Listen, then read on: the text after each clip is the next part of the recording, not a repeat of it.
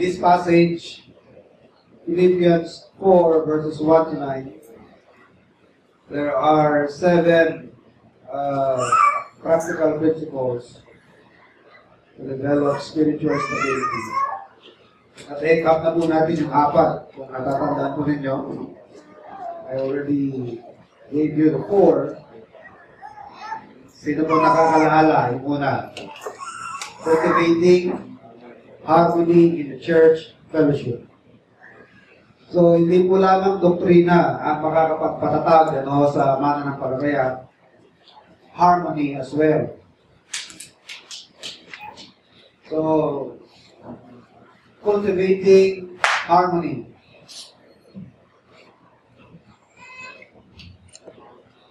Kaya po natin na mamayanin ang pagkakaisa. Ano mang pong bagay na maglalagay sa panganib sa pagkakaisa ng mga mananampalataya, i-give up na lamang kung ano mga nakakahadlak na yan.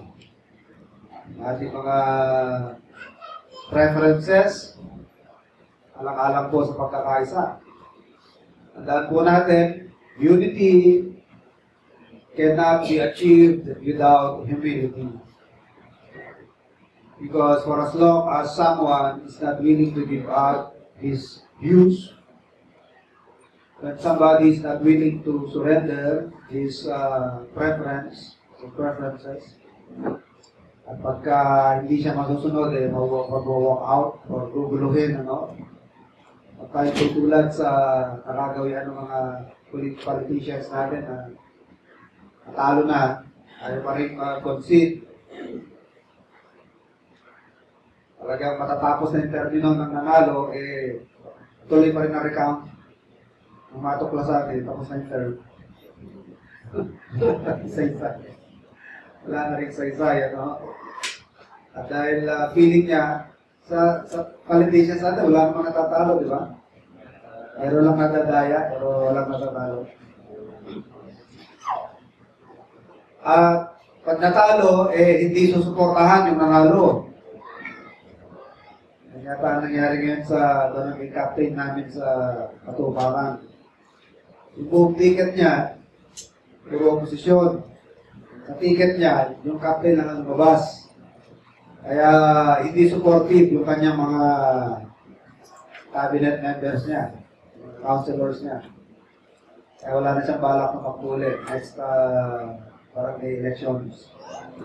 Dahil wala naman nangyayari, Dahil kahit anong panukala niya, yun ang balita. Hindi siya nasusuportahan. Sana hindi gano'n, kapag hindi nasunod yung gusto natin, hindi kita susuportahan. At kailangan yung gusto ko masunod, So how can we maintain unity in the church? When there's attitudes like that, Pagpili ng mga mag-uugali sa atin. Pinaalala ni Apostle Paul, kung kailangan humility, to achieve unity, huwag tayong matakot sa humility dahil ang Panginoon, nagpakababa rin,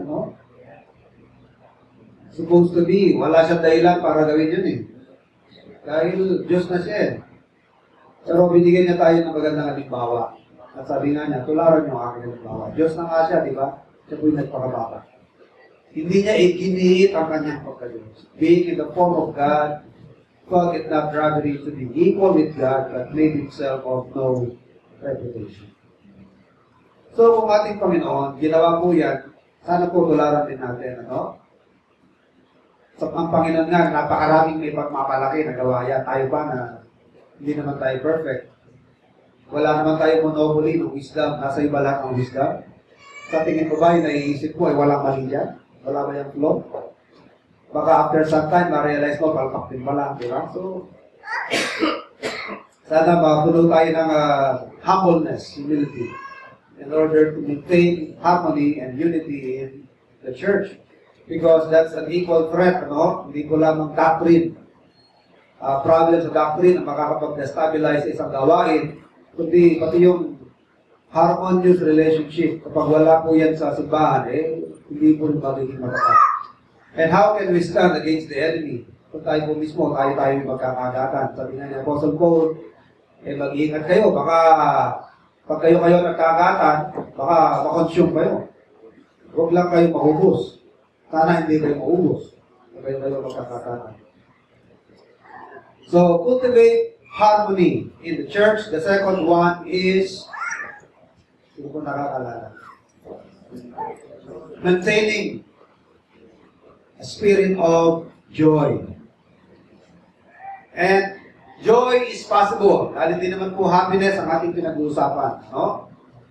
Our joy is grounded on a deep conviction that everything is under control. Because God is in control. Kaya kahit po sa gitna ng ating pagluha, sa gitna ng ating pag-iyak, we can still have confident joy because God is in control. Yun po nakasalalay ang ating joy. Kasi ang happiness, nakadepende yan sa right happenings. And happenings are wrong, nawawala ang happiness, pero ang joy hindi po nawawala. Dahil ang joy, yan po yung nakadepende sa paniniwala natin na ang lahat ng bagay ay nasa control ng Panginoon. Pag hindi ho matitinag yan, who can rob us of our joy? Sino makakapagnakaw niya? Diba? Kaya ang ating pinagtitiwalaan, matatag. Nandaan po natin, hindi yung tiwala pinag-uusapan. Yung object ng pinagtitiwalaan mo. Yung object ng pinagtitiwalaan natin, hindi nagbabago, hindi matitinag, hindi magagalaw. Diba? Kaya nga, He is an anchor of our soul. Kahit anong tibay ng anchor mo, kung yung kinakapitan naman. Ano? Ganun din po ang ating pananampalataya, the object of our faith is our Lord Jesus Christ. Sabi ng Bible, is the same yesterday, today, and forever. He is an omnipotent God. So, lahat ng pinangako niya, may deliver niya, magagawa niya, hindi siya mamaliw, He will never fail. Ang tao, mabibigo tayo ng tao, no matter how well-meaning a person is, right? Because of man's nature, which is finitude, because of our limitations. Pero tayo mga may papangako na hindi natin kaya ibigay. Hindi masasagatuparan. Kahit na gusto mo, because of our limitation, hindi natin kayo di-deliver lahat ng gusto natin gawin. Because we are limited. Limited in power, limited in resources, limited in knowledge. But God is infinite, diba? Walang hangganan ang kanyang lakas. There is no limit to His power. There is no limit to what He can do. There is no limit to His knowledge. And therefore, God is the only one who can never fail. Wala siyang mga pinangako sa atin na mag-disappointment. Lahat kaya ibigay. So, because of our deep conviction and confidence that God is still on the throne, He is in control, hindi ho mawawala ating joy. And the third thing is what? The third principle to develop Christian stability, spiritual stability. Learning to be what? Content.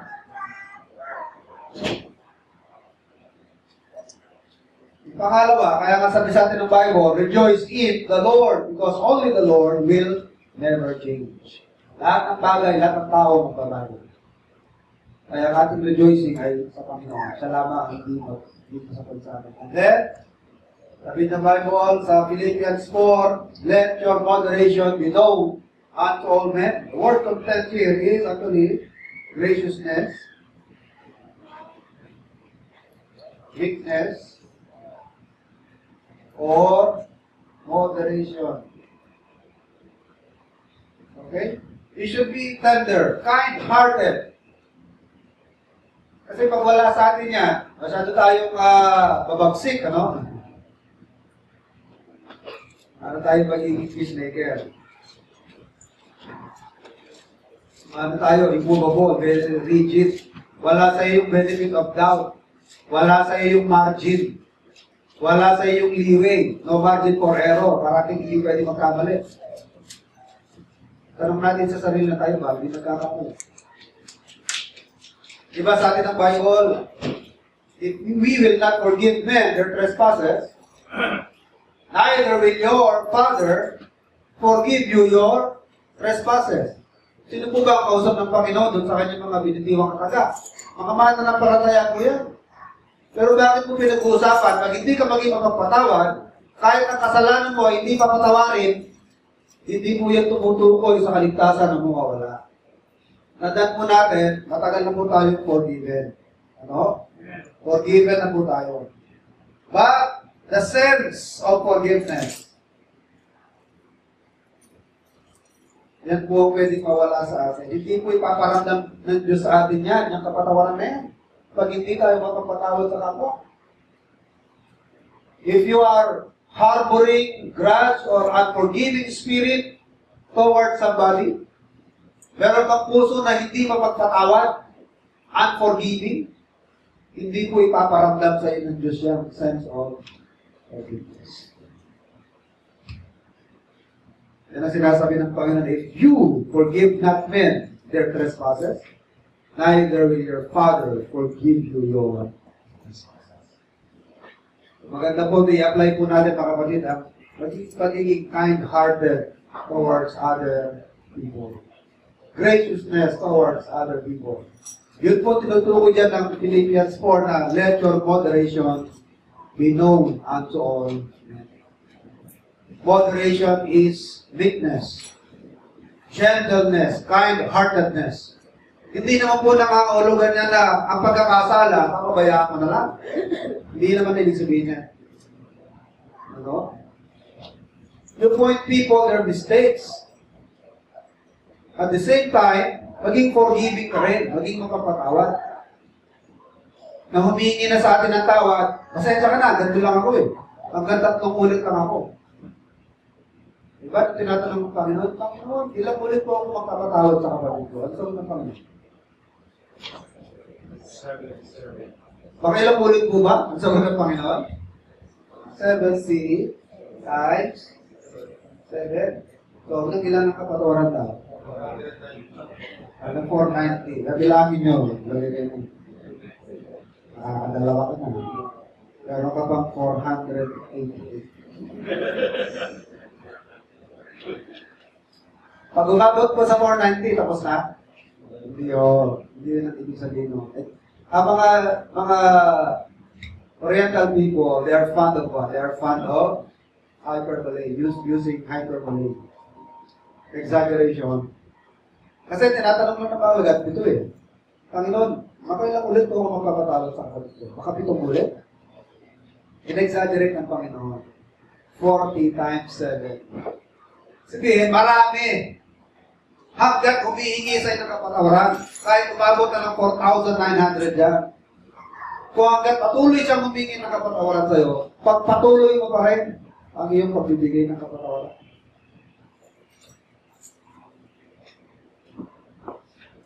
So, ang isipin natin, ang Panginoon, pinatawad din tayo sa ating mga kasalanan. Di ba na sinasabi ng Ephesians? And be kind to one another, tender-hearted, forgiving one another. Bakit? Because Christ has forgiven you for what? For Christ's sake. Hanapin natin yung verse na yan, ano? Meron ganyang verse Ephesians.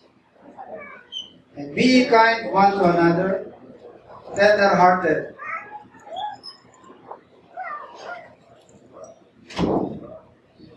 May basa po ng ano makakakita sa inyo. Chapter 4 of Ephesians. Ephesians 4 verse 32. And be ye kind one to another, tender-hearted, forgiving one another, even as God for Christ's sake hath forgiven you. Isipin mo na lang, ang kasalanan mo, pinatawad din lang. Marami ka rin kasalanan na pinatawad lang sa'yo. Alala ko yung mga parabol ng Panginoon na may nagkautang, ano? Sabi ng hari, pag hindi ka nakabayad, ipapabilanggo kita. Bebenta ko ang anak mo, ang asawa mo, pag kulang pa rin yan, ipapabilanggo kita. Di ba nagmakaawa siya? Sabi ng hari, sige, dahil sa pagmamakaawa mo, alaya ka na, lahat ng atraso mo sa akin, quits! Mura na lahat, absuelto ka na. Dahil naawa ako sa'yo. Eh, pagkalabas yan ng bulwaga, ano nangyari? Nakakita niyo yung may utak sa kanya na mas malaki. Mas maliit. Siya, malaki utang niya, pinatawad ng hari. Kaya nga, bibenta na niya ang pamilya niya, at saka katawan niya. Para makabayad. Makaawa siya, di wala siya may bayad. Eh, nasa lubog niya yung may utang sa kanya na mas maliit. Sinakal niya kayo. Ikaw, hanggat hindi ka nakakabayad sa akin, papakulong kita. Nagmakaawa rin. Hindi niya pinatawad, pinabilang muna. Eh, yung mga tauhan ng hari, nagsumbong sa hari. Sabi niya, mahal na hari, yung taong pinatawad mo, nung nagkautang sa kanya ng balik, hindi niya pinatawad, pinabilang muna. Diba, nagalit yung hari. Tawag niya, pabilang muna. Sabi niya, ang laki-laki ng pinatawad sa'yo. Sa kaunting atraso sa'yo, hindi ka nakapagpatawad. So yun po ang ating isipin na kapatid. May mga tao may atraso sa atin, isipin ko, baka ako. Mas marami pang atraso na pinatawad natin. So, pag nai-apply po natin yan, mga kapatid, baka sakali na ma-develop yan sa atin. Isipin mo yung sinasabi ng Biblia na maging kind-hearted, tender-hearted. Kagaya din ng Diyos na sa kasalanan natin ay pinatawad natin. So, another thing, resting. Ako, resting on what? Resting. Tuloy nyo naman. Hanapin ko tuloy yung outline ko. Ano? Ayun. Ito yung sabi nito eh. Resting on a confident faith in the Lord. Resting on a confident faith.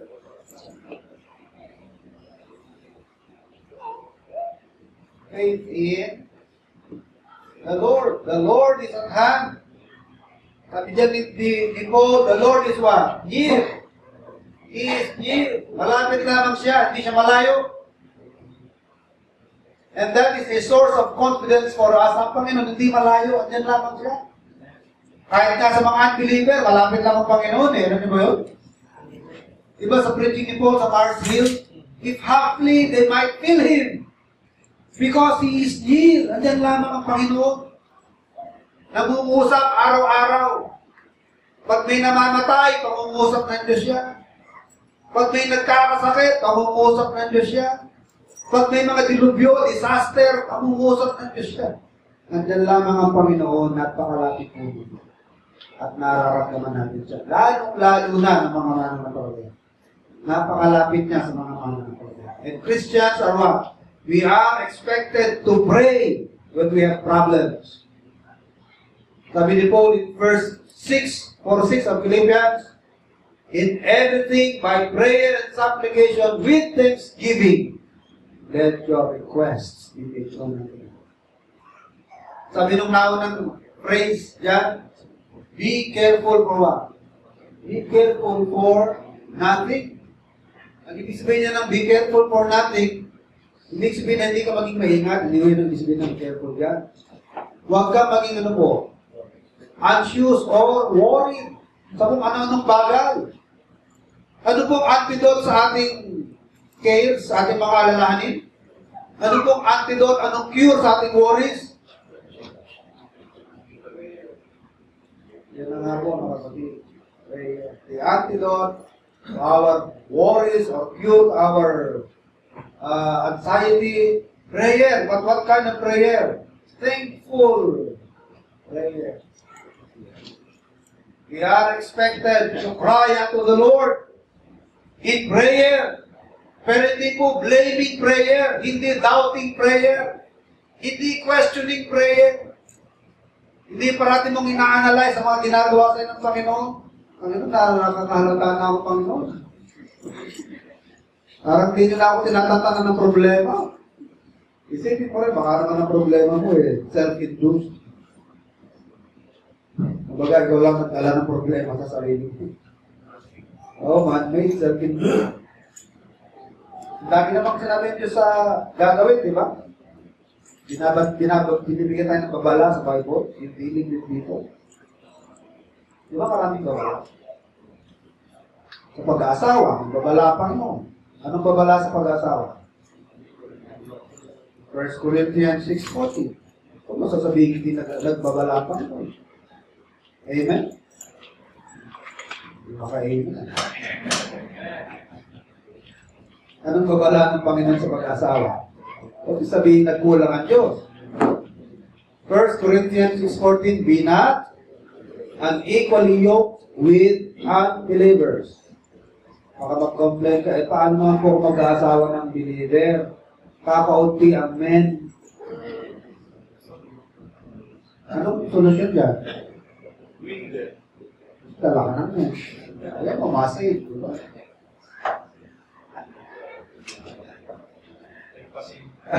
Ako'y pipilit ang kaligtasan. Diba? Alam nyo, burden ko rin yan eh. Alam nyo, kaya lang may burden yan. Burden ko rin yung, mga worries ko. Nag-break ko rin mo yan. Hindi rin ako pinapatulog na. Naalala ko rin kayo. Kasi gusto ko rin po, happy kayo. Pero di nakangulugan na pagka-single ka, di ka na magiging happy. Mali po yun. Sabi nga ni Apostle Paul, di ba? We are complete in Christ. We are complete in Christ. Huwag mo sabihin ang puputulang dyan sa kulang sa buhay mo yung right man. Mali. Idolatry na yan. Huwag sabihin na hindi mabububuhay mo na wala ang better half mo. Baka hindi better yan. Baka bitter yung nangyari sa buhay mo. Akala mo makakabulit, disaster pala. Hinahangatan ko sana. Hindi na ako nag-asawa. O alam mo lang. Sabi nga niya Apostle Paul kung maaari lang, makakaya ninyo, manatili din na kayo single Alam niyo ba yun? Verse na yun? 1 Corinthians chapter 7. Nandun yun. Kung magagawa rin lang ninyo na manatiling single for life, sabi ni Apostle Paul, so much the better. Dahil makakapag-concentrate yun. But if you cannot take it, you rather marry that bird. Asawa naman kayo kaysa magliyab kayo. Pero kung makakaya niya, sabi ni Paul, sa opinion ko, sabi niya, mas maganda. Mas maganda yun. Be like me, sabi niya. Pero huwag yung pipilitin, mga kapatid, kung talagang wala, pipilit niyo. Dahil nagbabala ang Panginoon sa napakaraming bagay, sa pinansyal, sa pag-aasawa, sa pagpapalaki ng anak, paghahawak ng negosyo, paghahawak ng pinansyal, parang nagbabala ang Biblia. Huwag mo isisisi sa Diyos, huwag mo ibintang na problema ka. Baka ikaw may gawa, hindi ka nakikinig. Di ba sabi ng Bible, trust in the Lord with all thine heart and lean not into your own understanding. In all your ways, acknowledge Him, and He will direct your path. Ngayon, hindi ka nagpapadirect. Gusto mo, ikaw ang direktor. Hindi ka nagpapaturo sa Panginoon. Ayaw mo ng kanyang payo. Ngayon, nagkakaproblema ka na. Diyos, nagsisisihin mo. Namumuro na mo kayo sa akin. Ang dami-dami diyang unfaithful. Ang dami-dami diyang unbeliever. Hindi naman problema kung anak nyo. Hindi nyo yata ako favorite. Hindi ho ganun ang panalangin, marabagin. A prayer, sabi ni Apostle Paul, is not questioning prayer. It's not a doubting prayer. It is not a blaming prayer. But it is what? A thankful prayer. So, anong ating mga worries? Anong ating mga cares? Dalhin sa Panginoon. Be careful for nothing, but by prayer and supplications with thanksgiving, let your requests be made known unto God. Tatlo yung synonym dyan ginamit sa prayer, di ba? Prayer, ano ba? Supplication, ano pa yung isa dyan?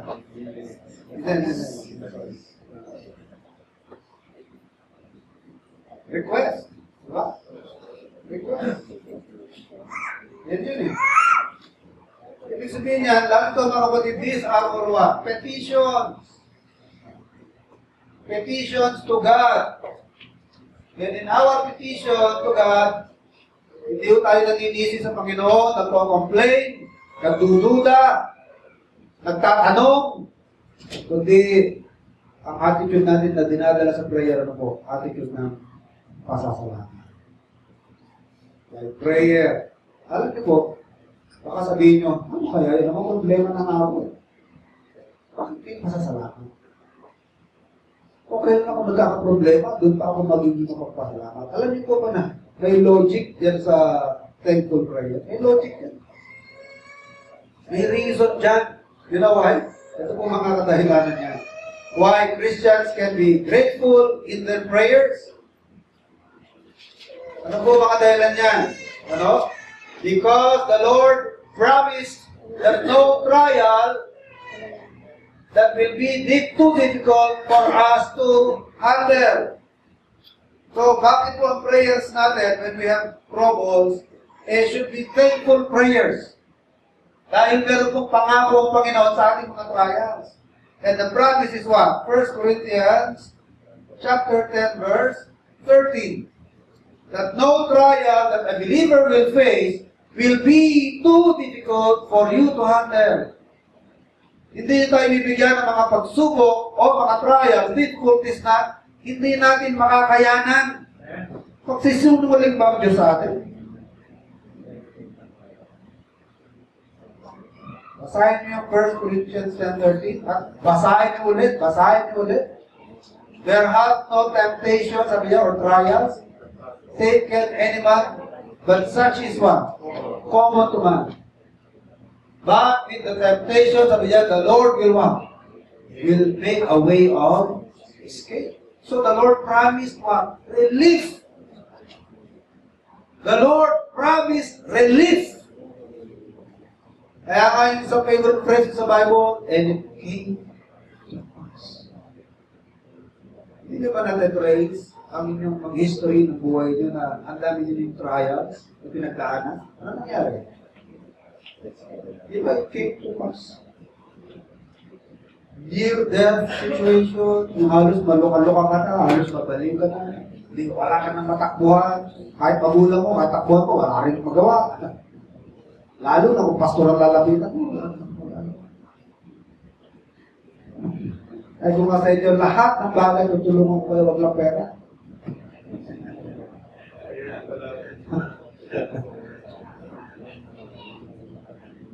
Tumakbo tayo sa Panginoon. Because man will fail us. Hindi naman nasasabihin ko. Pag connection nyo, lapit natin sa Panginoon. Kasamahan ko kayo sa panalangin. Pero nakakagaap din ha. May kasama ka na nanalangin, di ba? Nakakagaap, hindi ka nag-iisa. Alam niyo ba na pag binabahagi niyo yung cares nyo, ano ko, daladala ko rin. May nagpasa nga ng prayer request sa Bible study. Yung lang ngayon, daladala ko pa yung request niyo. Aalala ko pa rin yung panalangin. Pag-pray mo nga po yung, hindi ko naman kilala kung sa inyo nagbigay namin Diyos. Pag-pray naman po yung tatay at nanay ko, parang pinag-aaway. Nagkakasakit. Pag-igatan niya yung magulang niya, nagkakasakit. Tutusin, mapakailangan natin doon. Pero, hihingi ng panalangin, hindi ko nilangin po natin. Kaya nga ngayon, kung nagpe-pray ako, naalala ko ba rin? Eh di lalo na kayo, amen? Pero may pinahagi, nadadala ko rin po. So it's a good thing na meron tayong kasama sa panalangin. Kaya nga merong prayer meeting. Pag ibinahagi yan sa iglesia, the church can know, can be aware of what's going on. Dahil nabilin sa atin ng Panginoon, pray one for another. But how can we pray for you if we do not know what's going on with you? Diba? And how can we know what's going on with you na hindi ka naman namin nakakadaupang palad? Hindi ka namin nakakasama. Unless you will tell somebody Pero mas maganda sana kung yung request natin, dinadala natin sa simbahan. Hindi ko naman po din i-discourage yun po na mag-text kayo na tulungan naman po sa pangalan. Ano po ito? Pero meron po tayong prayer meeting, ipaalam po natin sa kongregasyon para hindi ka nag-iisa nagdadala niyan. Ipapanalangin niya ng kongregasyon at may prayer warriors pa nga. Tuloy niyo? 6:30 ng umaga, first Sunday of every month. Dinadala namin sa panalangin niya. Lahat ng mga prayer requests, nakalista po yan. At yung listahan, inuwi pa yan ng mga warriors. Inuwi pa yan. At the following month, kinakamusta yan. Ano ba nangyari? Nasagot ba itong panalangin na ito? Na-answer ba? Mr. Big, may answer sa prayer niya. False alarm. False alarm siya. Nalaman ko, false alarm. Oh, di ba? Nakakatuwa naman yung mga panalangin na nasasagot. False alarm. Tungkol sa pag-ubuntos.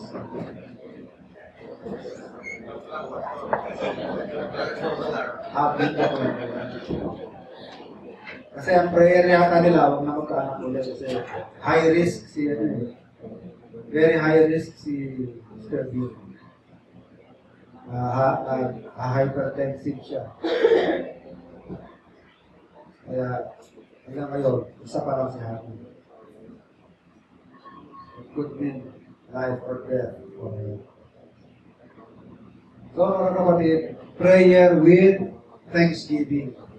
At ang rason for being grateful is told us in 1 Corinthians 10:13 that no trial will be given by God will be too difficult for us to handle. God will not allow us to be tempted or tried above. Huwag niya sasabihin ng Panginoon, hindi ko kaya. Ginagawa mo sinungaling ng Panginoon. Sabi ng Diyos, ang ibibigay niya lang sa atin ay yung kaya. Kaya natin. Tsaka, hindi ka ba nagkagaanan sa problema mo? Sabi ng Bible, but such is what? Common to? Alam ko yung mga trials, it is what? Common. Hindi lang ikaw may ganyang problema, maraming may ganyang problema. Sipin nyo, anong problema mo ngayon? At sinong tao walang ganyang problema? Hindi ba common yan? Problems are common to men. Pare-pareho tayong fallen eh. Pare-pareho tayong mga nabubuhay sa sinumpang mundong ito. This is a cursed world. Sinumpang daigdig ito. And we are all fallen creatures. Kaya kasama niya ng nangyari, no? Consequence ng kasalanan ni Adan. Na tayo po ngayon ay bigat ko mga difficulties. Sabi ni Biblia sa akin, trials are what? Common to men. Sipin nyo, baka yung trials ng iba, mas mabigat pa sa atin. Marami sa atin, baka trials sila, mas matindi pa kaysa sa atin. Tayo po, ano na lang po ng problema natin? Alam niyo ba yung iba, ng problema po, hindi kakainin mamaya. Sa kayo, ina-attend niya lang problema, yung tagal ng oras ng service, na nagugutom na kayo. Eh, di ba, pinoproblema kung anong isasahin? Kinakalkal pa nila ngayon. Diba? Yun ang problema nila. Hinahanap pa nila sa kalye.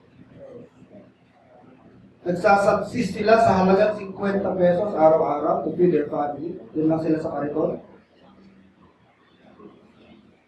Pero nga, may extra na unano dati. Ang pamilya niya, sa kariton niya binuha. Doon sila nakatira sa kariton. Nag-extra dati sa Pilipino.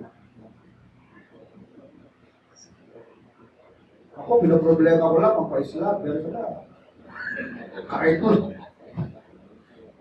Ano? Sila, walang bahay.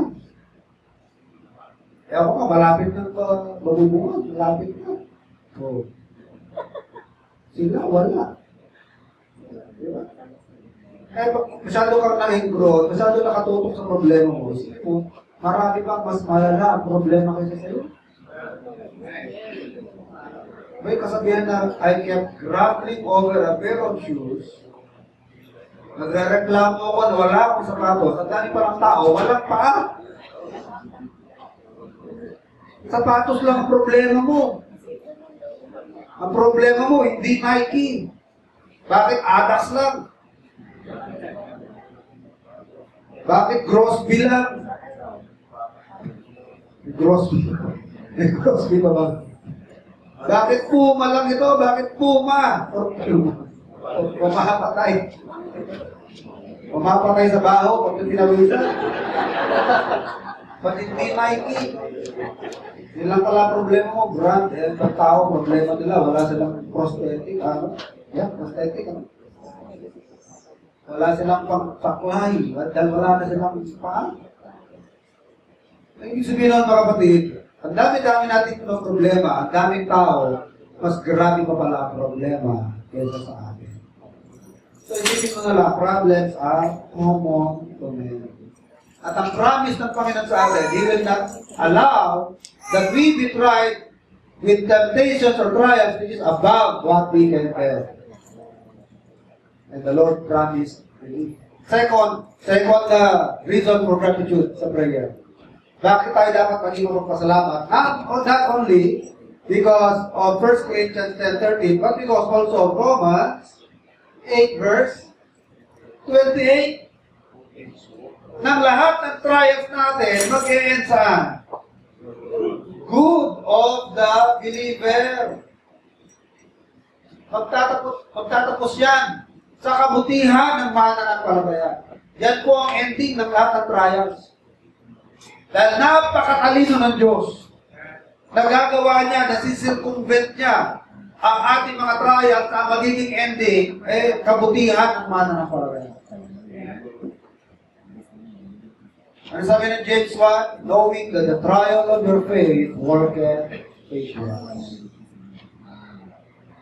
Count it all joy when you fall into diverse temptations, because the trial of your faith worketh patience. Worketh patience. But let patience have her perfect. Ang hirap kaya ma-develop yung patience. Ang marami sa tao, impatience. Di ba?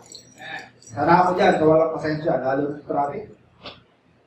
Yung motor ko, gas-gas yan, dahil maiinipin ako sa traffic. Maiinipin ko ako. Kaya kaysa mag-bus, mag-bumotor ako. Dahil hindi ko matagalan yung i-pick up. Motorin ko na lang yan, walang tigil. Doon na ako. Nasubukan ko yan, one time. Si Paeng nag-bus, ako nag-motor. Unahan ko pa. Naghiwalay kami sa San Fernando. Sabi ko, mag-bus ka na anak, malapit sa expressway. San Fernando, malapit sa NLEX yan, di ba? Unahan ko pa.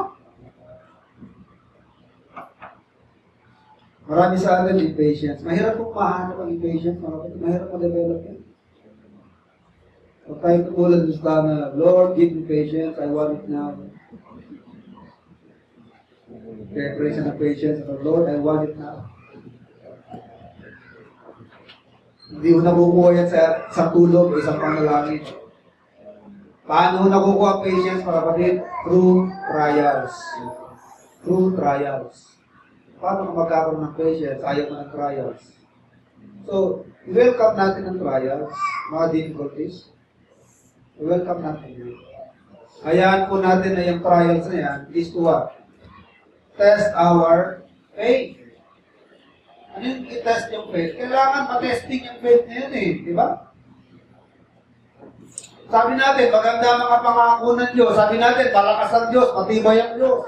Makapangyarihan ng Diyos. Isubukan. Diba? Subukan mo yun yung faith niya. Paano masusubukan yan? Through trials.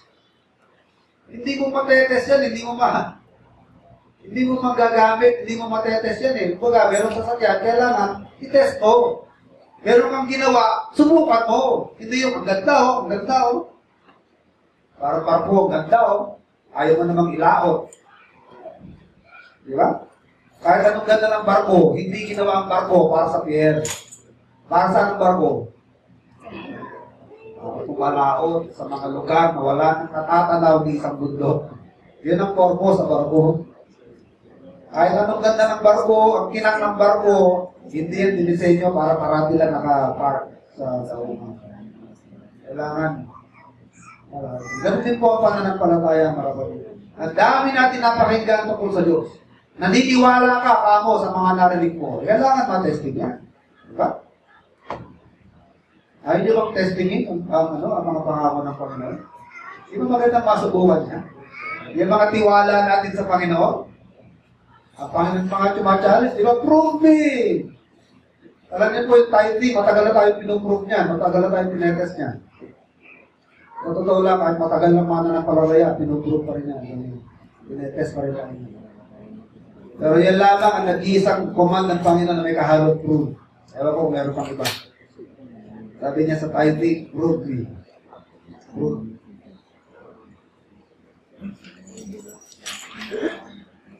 Ay po ba, kung wala nang maibiling pagkain, unahin pa ba niyo tithe mo?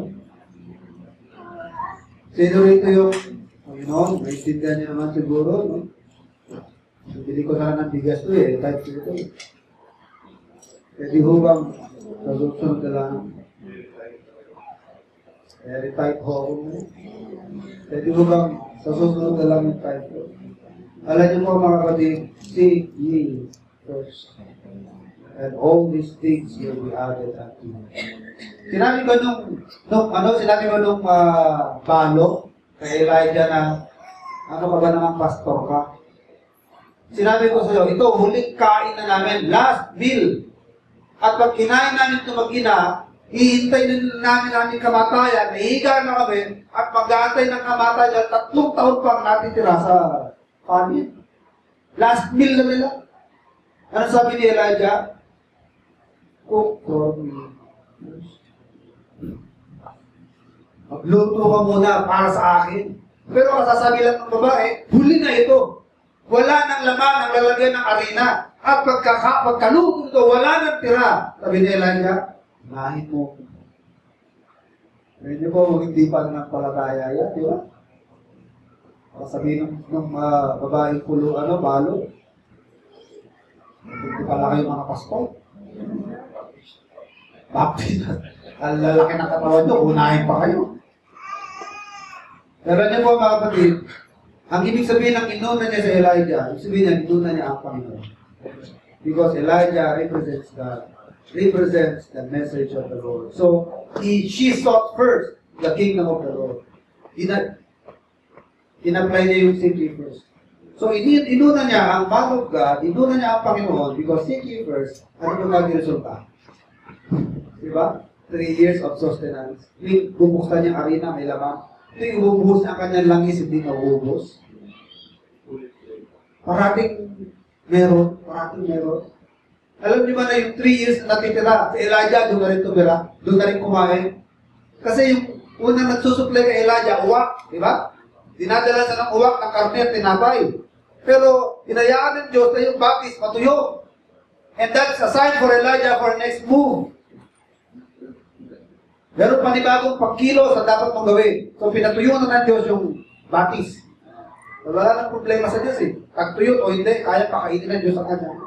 Mga anak, napakain nga siya ng uwak Pero inayaan niya na matest itong needle. Kaya mga kapatid, hayaan po natin yung ating pananampalataya ay matest.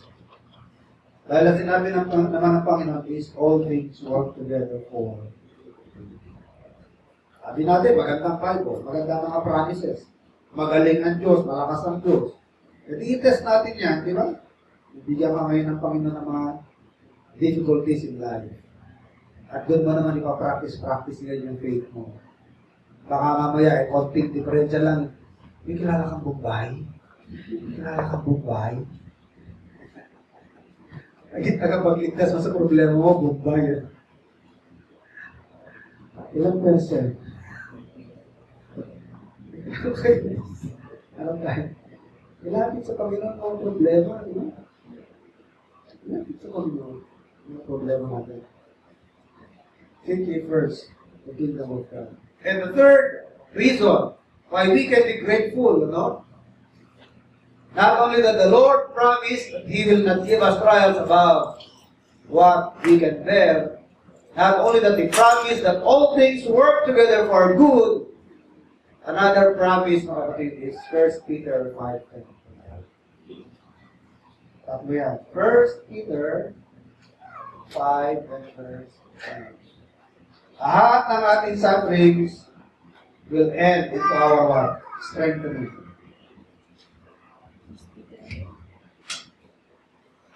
Our sufferings will lead to our being perfected, being confirmed, strengthened, and established. Doon po magtatapos ang ating mga pagsubok, mga kapatid. Dahil pag dumating na naman yung pagsubok na kapareho niyan, sabihin ko, alam ko na yan, ang galing natin. Di ba matatag ka na? Pag first time mo na encounter yung problem, di ba nagpapanik ka pa? Pero pag dumating na uli, di ba mas matatag ka na? Mas alam mo na gagawin mo?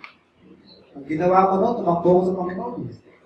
Idinulog ko sa panalangin, and the Lord made a way. And there's nothing which is impossible for God to do. Kung gusto tayong tulungan ng Panginoon, yung mangyayari, masosolve yan. Pero kung ayaw na ng Panginoon, hindi sumuko na lang tayo sa kalooban ng Panginoon. Di ba? Yan ang katatagan. Hindi yung ayaw mong hindi masunod yung gusto mo. Basta gusto ko mo, gumaling eh. Di ba? Mas maganda yung may pagsuko sa kalooban ng Panginoon. Surrender our will to God. Not my will, but thine be done. Yan ang pakatandaan ng katatagan. Yung marunong kang tumanggap, meron kang acceptance ng kalooban ng Panginoon. Pero yung ayaw mong isuko, ibig sabihin niya, umiiral lang lang. Yung umiiral pa rin na selfishness. Binukuha na ng Panginoon. Binabawi ng Panginoon. Ayaw pagbigay. Sino ba may-ari na? Kala mo, yun. Paano kung kinukuha? Kinukuha ka na, ayaw mo pa. Diba? Panalangin mo lang, Panginoon, requesting for an extension of life, if it's your will. But if not, O Lord, okay lang po. Willing tayo ng kagalingan sa may karamdaman. Di, manalangin lang tayo, gawin ang ating magagawa. Pero kung iba na ang plano ng Panginoon, iba na ang plano ng Panginoon, di ba? Sumuko tayo sa kalooban ng Panginoon. So, kapag marunong tayong humarap na kapatid sa mga trial, tinatanggap natin yan, tatatakbo tayo. Sabi ng 1 Peter 5:10, lahat ng pinagtatapusan ng trials natin, katatagan ng bawat isa. Our maturity. Alam na natin kung ano yung gagawin natin. Sabi nga, problems are common. Tanungin ko po kayo mga kapatid. Yung parable ng Panginoon sa wise man and the foolish man. Yung bang umampas sa bahay ng nasa buhanginan at yung umampas sa bahay na nasa bato, magkaiba? Di ba yung umampas sa bahay na nasa bato, yun din ang umampas sa bahay na buhangin? Bahay na nasa buhangin? Pareho lang umampas, pero magkaiba ng effect, di ba? Saan nagkaiba? Anong desyon? Ganun din po mga kapatid, no? Ang mga dumadating na trial sa unbelievers, yun din ang dumadating sa atin. Pero ang pagkakaiba, tayo po ay nakasantig tayo sa Panginoon. Pero tayong Panginoon Diyos. Sabi ng Bible, He that heareth my word, I will liken him to a wise man which built his house upon a rock. And the wind beat it, and the waves beat it, and the floods came, and the house stood still. Nakatayo pa rin. Dahil nakatatag sa Panginoon. Pare-pareho lang naman po nang dumarating yung mga magkakaiba ako sa nakatindig. Kung tayo po'y nakatindig sa Panginoon, nangangansap sa kanyang mga pangako, hindi tayo basta-basta mauuta. Naalala niyo yung song sa songbook natin na It is well. It is well, it is well with myself. Ano ba title na? It is well? Yung lyrics niya, when peace like river attendeth my soul. When sorrows like sea billows roll. Whatever my lot, hindi lote sabihin ng whatever my lot, ano man ang kahinatan ng buhay ko, thou hast taught me to say, it is well, it is well. Alam niyo po ba kung sino nag-compose niyan? Nalimutan ko na rin, no? Pero ang na-compose niyan for 19 minutes po lamang na-compose. Nabuo na yan in 19 minutes. Matatapos niya lang natanggap yung balita na yung pamilya niya, lumubog yung sinasakang barko. Yung negosyo niya, nasunog, kasama dun sa Chicago Fire, nasunog yung kanyang hanap buhay, negosyo, nawala bahay niya. Yung pamilya niya na sumakay ng barko dahil usapan nila, makikita sila doon sa evangelistic meeting ni what's that name? Moody. D.L. Moody. Attend siya sa evangelistic campaign ni D.L. Moody. May emergency. Pinauna niya pamilya niya. Sumakay ng barko, pamilya niya. Nabalitaan niya. Lumubog yung barko, sinakyan. Nasunog yung kanyang negosyo sa Chicago Fire. Pero nung lumalabas sa peak niya, it is well. It is well. At binasa niya yung kanta na yan, mga kapatid. Yan ang circumstansya ng simulat niya. Hindi niya sinisisi ang Diyos. Wala siyang kung sinisi niya. Sabi niya, all things work together for good. It is well. Yan ang plano ng Panginoon. Doon natin makikita na matatag na yung tao na yan. Matatag siya. Hindi siya naninisi kung kanina. Wala siyang nilagay. Hindi siya nagreklamo. The Lord giveth, the Lord taketh. So, yan po ang pagtatapusan ng ating mga trials. So, welcome po natin ang trial. Sabi ni James, count it all joy when you fall into diverse temptations. Okay, tayo dito kayo at ipakasabi na lang. Salamat po, Ama, sa mga pag-aala ng salita. Salamat po, Ama, sa inyong mga pangako na iniwan sa amin. At inayaan niyang mapatala sa inyong kanilang kasulatan. At katulutan po namin naman ang kalakasan. Lalo na sa panahon ng aming mga pagsubok. Nalangin ko po, Ama, ang mga sinulaning kinakaharap ng bawat isa. Ginawa po ng mga kapanatagan. At malaking tiwala, Ama, sa inyong administrasyon, sa inyong providence, that all is well under your care, under your leadership. Especially, Ama, aming concern ngayon sa kalagayan ng Juana, sa reforma ng kawinan. And pray, God, for those who are sick among us, bigyan nila po ang mga kagalingan sa kanilang mga karamdaman, those who are facing difficult problems, bigyan nila po ang mga comfort and solution to their problems. Natin po ang pag-uwi, pag-uwi safe sa aming mga tahanan, and bless the rest of the day. Ay po, magpatuloy na glorify sa aming kalagitnaan, sa aming langit, sa ngalan ng Jesus. Amen.